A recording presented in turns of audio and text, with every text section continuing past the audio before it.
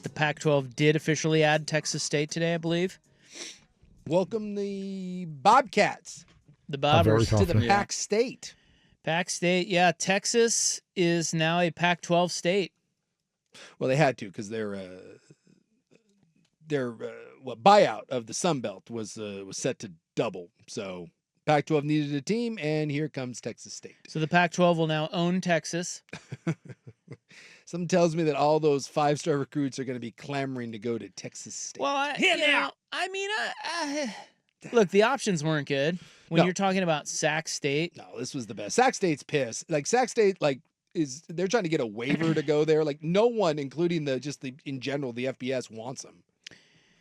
Well, and I can see why. Texas State, I think you're buying low, right? I mean, they are now. Here's a fun fact. You want to know a fun fact? Do you want a fun fact? Do you like me. I think sports fun facts? I probably know this fact. I don't think you do. See how big your sports brain is. Okay. That was for the good of the game. Is this the size of Texas State? Yeah. Yeah. You already know that? I do know that. Well, then I won't even. I do.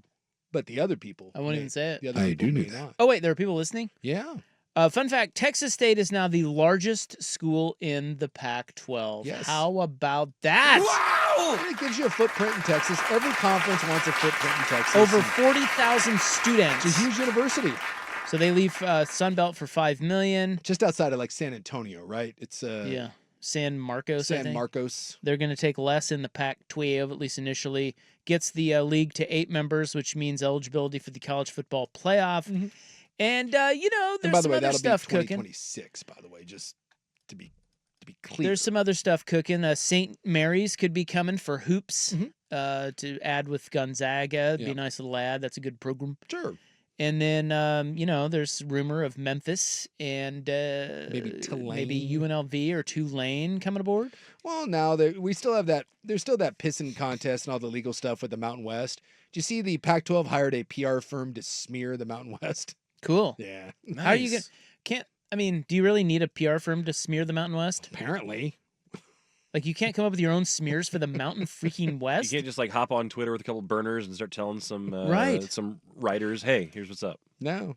Yeah, Pac-12 has hired public relations firm, was it Fleischman Hillard, to help repair its public image and enhance its brand and basically crap all over the Mountain West. Did you add the basically crap all over the Mountain West part? No, they was right there in the release. One of the things in there. That sounded like a press release, and then you added crap all over the Mountain West. No.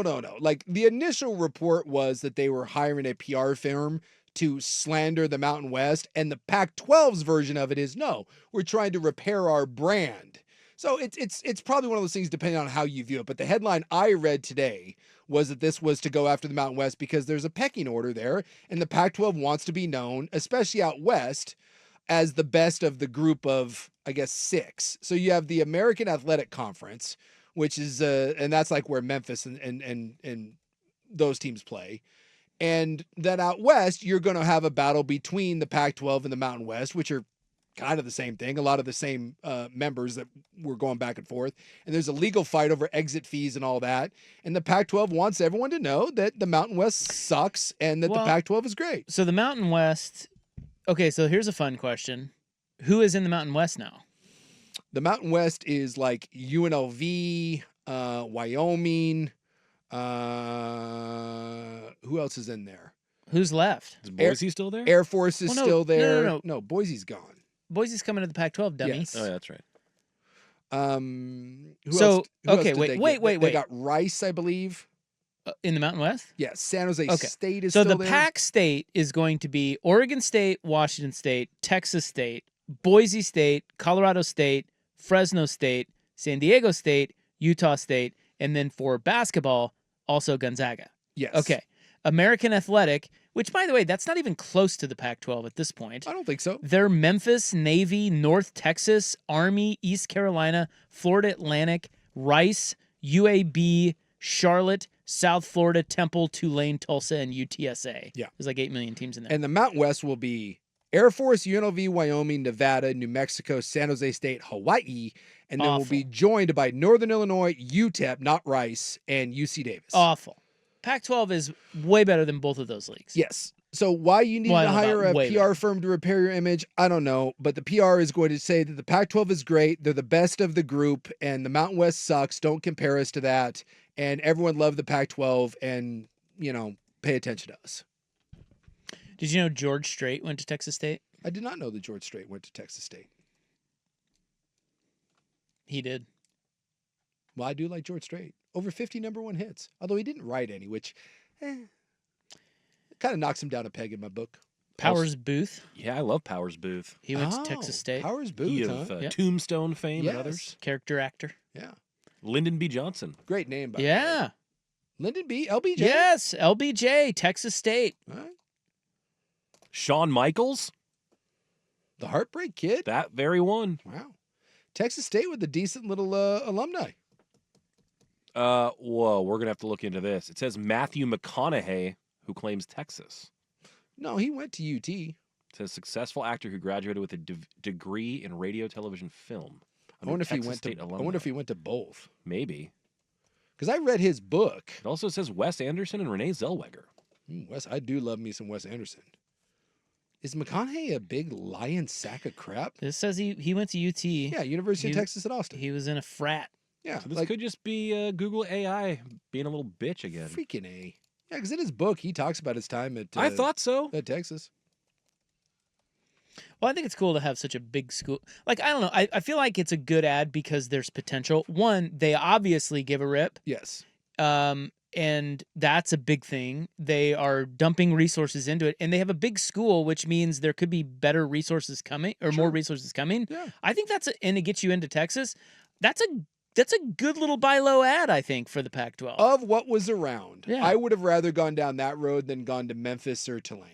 Oh, really? Yeah. Even more so than what about UNLV?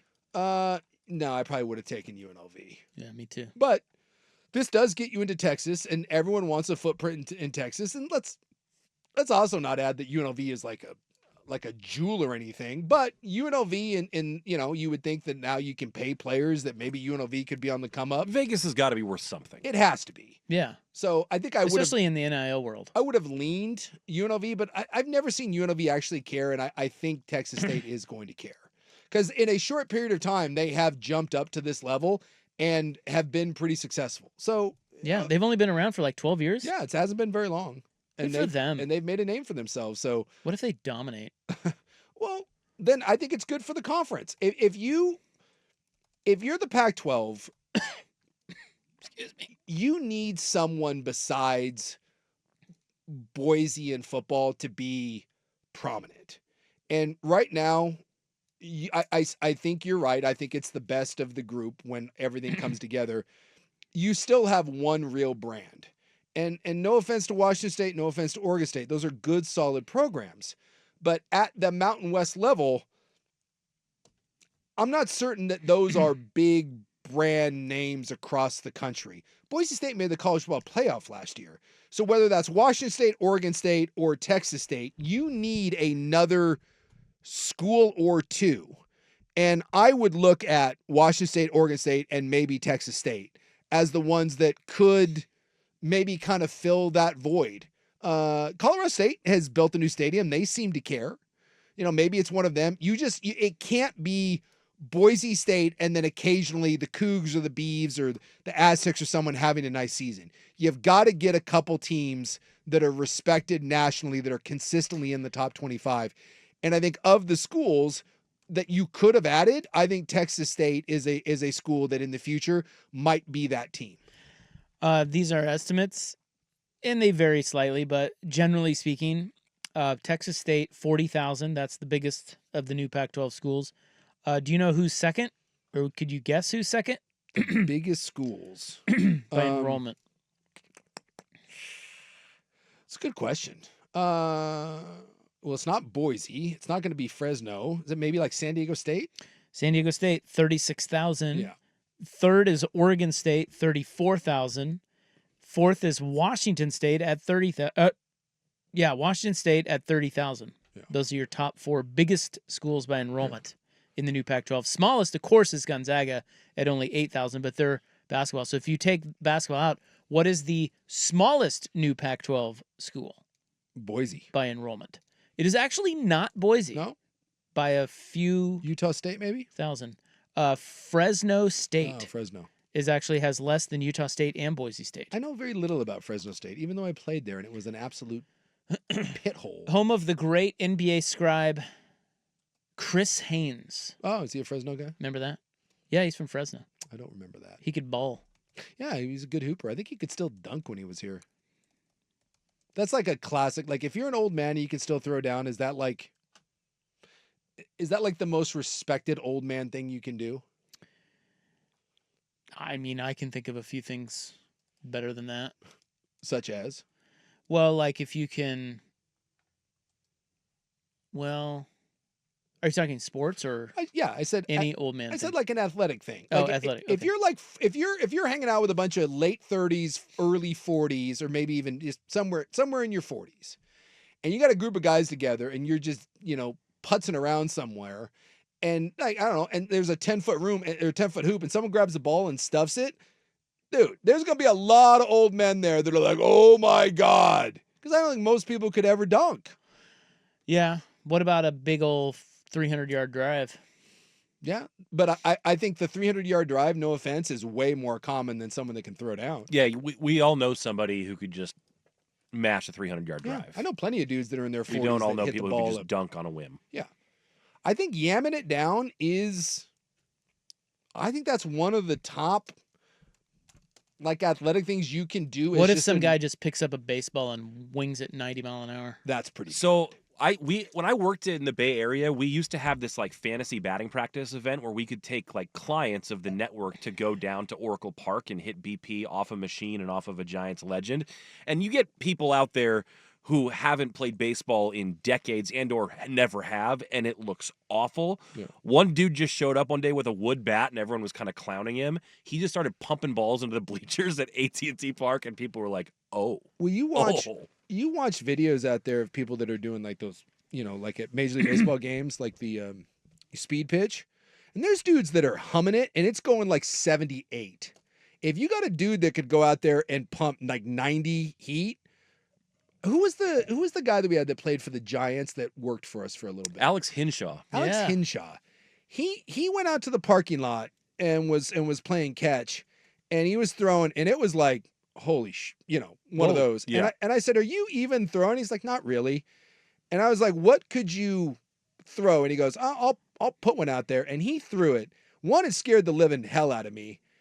And it sounded different. It popped. And I said, "What was that?" He goes, "I don't know. It's probably mid-80s. Yeah, he can throw like an easy 85 rolling out of bed. Yeah, and I was like, and I just, it blew me away.